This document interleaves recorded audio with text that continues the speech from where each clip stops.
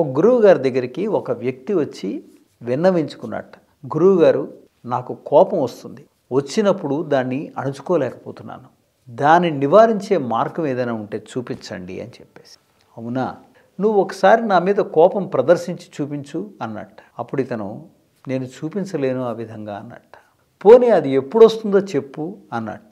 అది కూడా నేను చెప్పలేను గురువుగారు అన్నాడు. అప్పుడు గురువుగారు చెప్పాట, నువ్వు దాన్ని ఇప్పటికిప్పుడు ప్రదర్శించలేవు, ఎప్పుడు వస్తుందో చెప్పలేవు అంటే అది నీ నిజస్వరూపం కాదన్నమాట. మరి నిజస్వరూపం కాని దాని గురించి చింతపడవలసిన అవసరం లేదు. అది ఎందుకు వస్తుంది నువ్వు ఆలోచించు, దాని పరిష్కార మార్గం కూడా నీకే కనబడుతుంది అని చెప్పాట. నిజస్వరూపం అయితే నువ్వు చూపించగలిగి ఉండేవాడివి, అది నీ తల్లిదండ్రులు నీకు ఇచ్చింది కాదు అంటే జన్యుపరంగా వచ్చింది అంతకన్నా కాదు అని.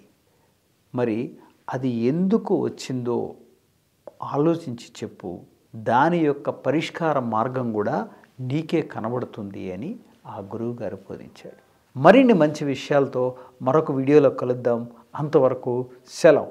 మీ ఫణీంద్ర గోటేటి. మీకు ఈ వీడియో నచ్చినట్లయితే లైక్ చేయండి, షేర్ చేయండి, సబ్స్క్రైబ్ చేయండి.